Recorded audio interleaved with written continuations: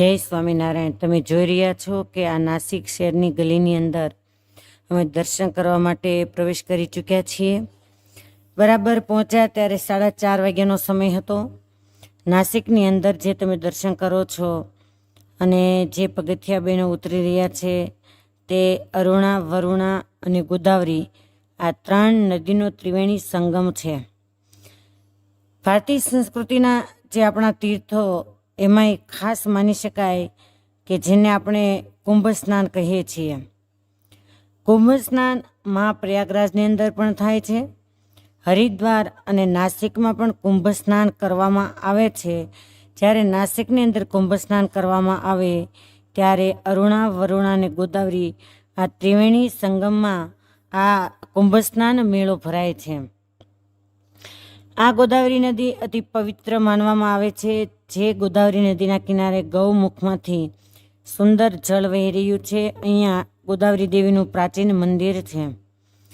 જે મંદિર પાછળના ભાગમાં તમે આ દર્શન જે મંદિરના કર્યા એના પાછળના ભાગમાં બીજું ગોદાવરી દેવીનું મંદિર છે। જ્યારે જ્યારે નાસિકની અંદર કુંભ મેળો ભરાય ત્યારે જ આ મંદિર એને ખોલવામાં આવે છે।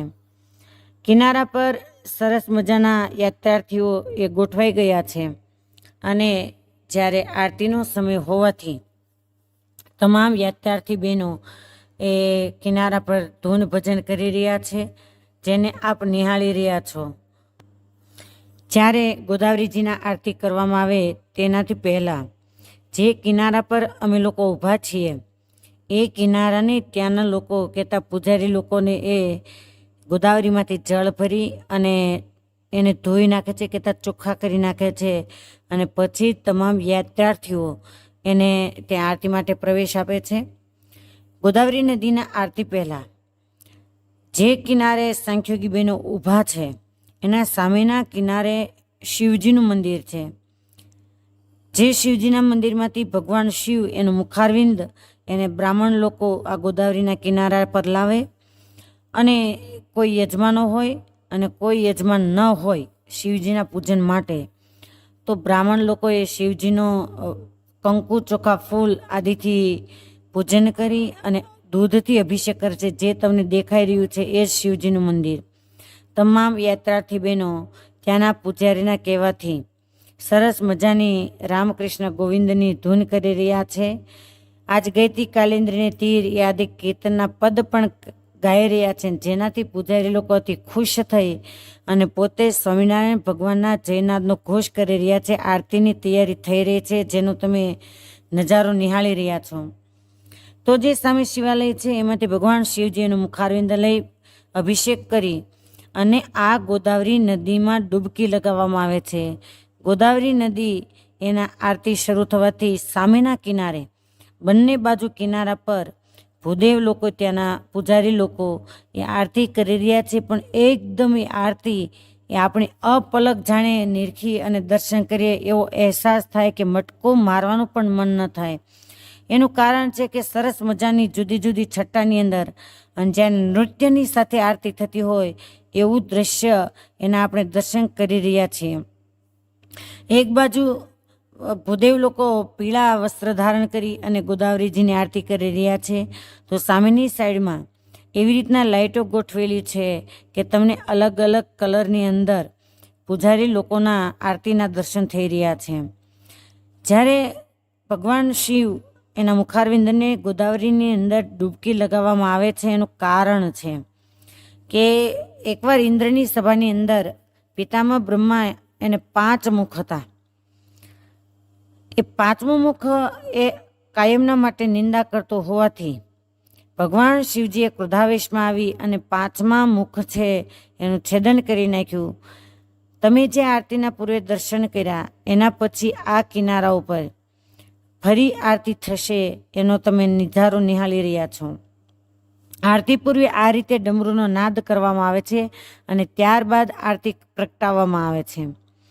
ભગવાન શિવ એને બ્રહ્માજીનું મુખારવિંદ છેદન કર્યું એટલે બ્રહ્મહત્યા લાગી। બ્રહ્મહત્યામાંથી મુક્ત થવા માટે ભગવાન શિવ અનેક તીર્થોની અંદર ફર્યા, છતાં પણ કોઈ તીર્થની અંદર એ બ્રહ્મહત્યામાંથી મુક્તિને પામ્યા નહીં। એ વખતે ભગવાન શિવજી ફરતા ફરતા સારાએ બ્રહ્માંડમાં પણ કોઈ એવું તીર્થ મુક્ત કરનાર ન મળ્યું ત્યારે ફરતા ફરતા એ સોમેશ્વર નામના તીર્થની અંદર ફર્યા. ગોદાવરી નદીનો આરતીનો લાવો સાંખ્યોગી બહેનો પણ લઈ રહ્યા છે, જેના આપણે ઘેર બેઠા દર્શન કરીએ છીએ. અને જ્યારે જ્યારે એવા દર્શન કરીએ ત્યારે મનથી સંકલ્પ કરો કે અમે પણ ગોદાવરીજીના આરતી કરી રહ્યા છીએ, તો આપણને એટલું જ ફળ પ્રાપ્ત થાય. ભગવાન શિવ સોમેશ્વર પહોંચ્યા છતાં પણ એ પાપમાંથી મુક્ત ન થયા, પ્રાયચિત્ત ન થયું. અને એ વખતે એક ગાયનો નાનો એવો વાછરડો, એણે બ્રહ્મહત્યાના પાપમાંથી મુક્ત થવા માટે ભગવાન શિવને ઉપાય બતાવ્યો. વાછરડો કહે છે કે આપને જો એનું પ્રાયચિત્ત જોઈએ તો હું કહું એ સ્થાન પર તમે ચાલો. વાછરડાના કહેવાથી ભગવાન શિવ વાછરડાની સાથે ગયા અને એ સ્થાન બીજું કોઈ નહોતું પરંતુ ગોદાવરી નદીનો કિનારો કહેતા ગોદાવરીજી હતા. વાછરડાએ ગોદાવરીજીની અંદર સ્નાન કરવા માટે કહ્યું અને ભગવાન શિવે એમની વાત માની અને ગોદાવરીની અંદર જ્યાં ડૂબકી લગાવી. અને એ જ વખતે ક્ષણવારનો વિલંબ થયા વગર પણ ભગવાન શિવ એનું પ્રાયચિત્ત થયું, બ્રહ્મહત્યામાંથી મુક્ત થયા અને એ પાપમાંથી મુક્ત થયા.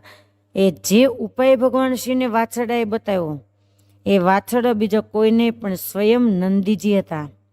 નંદીજીના કહેવાથી ભગવાન શિવ એ બ્રહ્મહત્યાની પ્રાયચિતમાંથી મુક્ત થયા. એટલે કાયમના માટે ભગવાન શિવ એ ગોદાવરીના કિનારે જ પોતાનું સ્થાન સ્વીકાર્યું.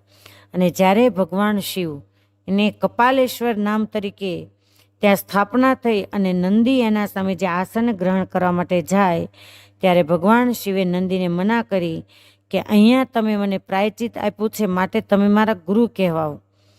અને ગુરુ ક્યારે સેવક તરીકે સ્થાન મેળવી ન શકે, માટે આ જ સ્થાન પર તમારે મારા મંદિરની અંદર સ્થાન ગ્રહણ કરવું નહીં. વિશ્વનું એક જ શિવાલય એવું છે કપાલેશ્વર મહાદેવ, કે જ્યાં નંદીજી ભગવાન શિવની સામે નથી. હવે આપ જોઈ રહ્યા છો કે આરતીના બાદ તમામ યાત્રાર્થી બહેનો ગોદાવરી મૈયા તેમજ ભગવાન રામકૃષ્ણ આદિ પરમાત્મા એના જયનાદ ઘોષની સાથે ભગવાન સ્વામિનારાયણનો જયનાદ ઘોષ કરી રહ્યા છે.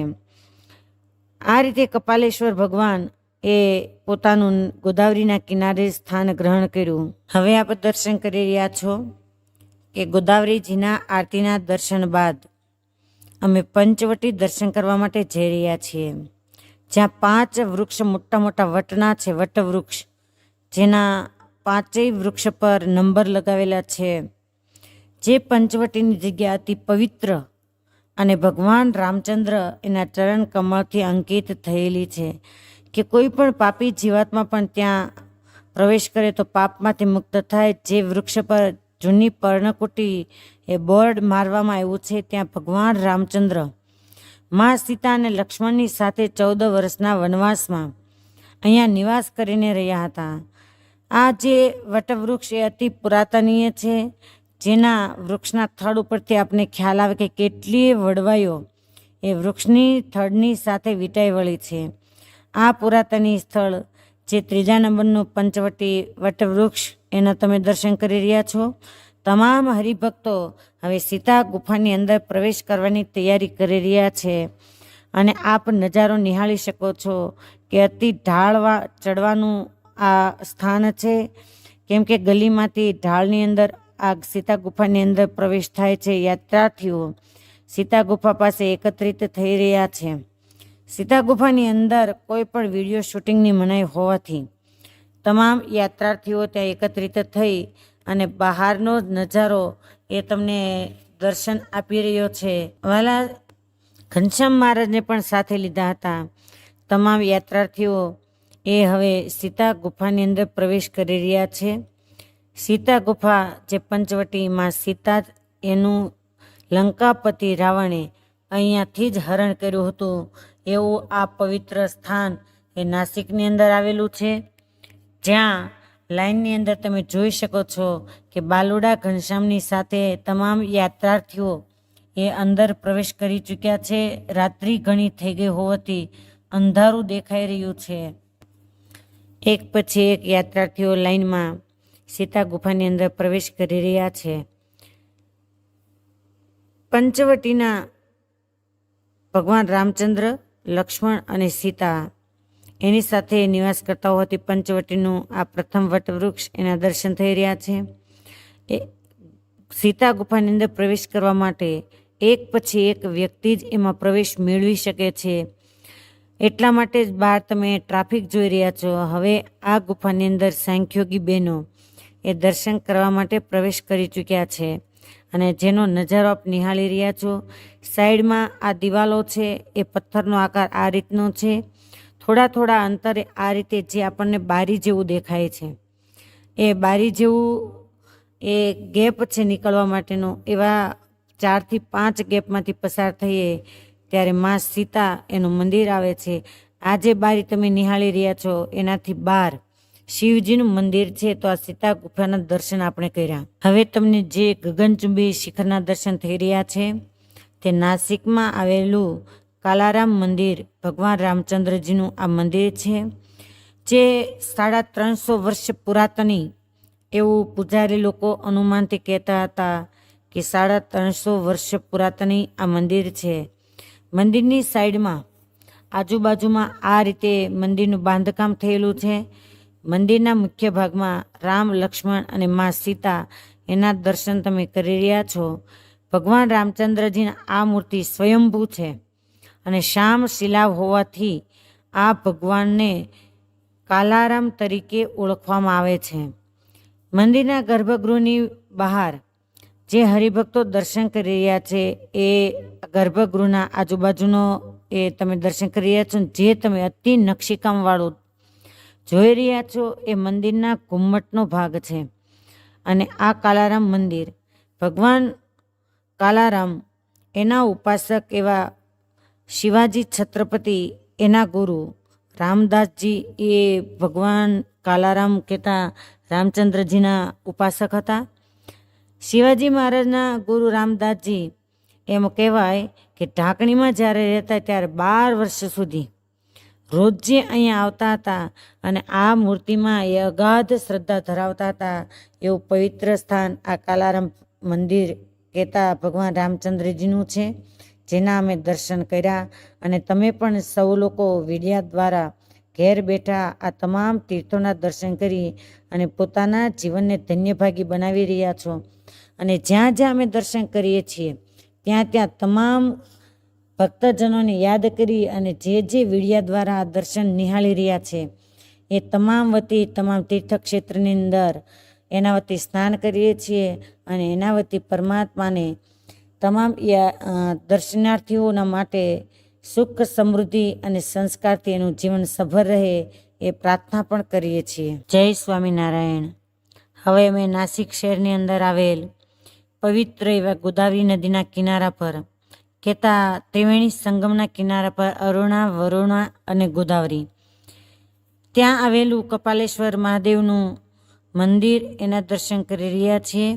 કપાલેશ્વર મહાદેવના મંદિરનો આ શિખરનો ભાગ અને બાજુમાં સરસ મજાના દીપમાળા એ શોભી રહ્યા છે. કપાલેશ્વર મહાદેવના મંદિરમાં દર્શન કરવા માટે આ પ્રવેશ દ્વાર છે, જ્યાંથી હજારો યાત્રાર્થીઓ કપાલેશ્વર મહાદેવ એના દર્શન કરવા માટે જઈ રહ્યા છે. જેના સરસ મજાના શિવલિંગજી એના આપણે દર્શન કરી રહ્યા છીએ. વિડીયો શૂટિંગની મનાઈ હોવા છતાં અમે સંન્યાસી છીએ એટલા માટે પૂજારી લોકોએ એટલી કૃપા કરી અને અમને મંદિરની અંદર આ કપાલેશ્વર મહાદેવના શિવલિંગ એના દર્શન કરવાનો મોકો આપ્યો હતો. ત્યાર પછી અમે લક્ષ્મણજીએ જે જગ્યાએ તપ કર્યું હતું એ જગ્યાના દર્શન, એ તીર્થના દર્શન કરી રહ્યા છીએ કે વિશ્વની અંદર શેષ સ્વરૂપે એક જ આ મંદિર એવું છે કે જ્યાં લક્ષ્મણજીના મૂર્તિ શેષ સ્વરૂપે છે. આપ નિહાળી શકો છો કે લક્ષ્મણજીના મૂર્તિના ઉપર શેષ પંચમુખી શેષ નારાયણ છે. અને જો આ ઝીણવટપૂર્વક દર્શન કરવામાં આવે તો જ આપણને આ દર્શન એ સમજાઈ શકે.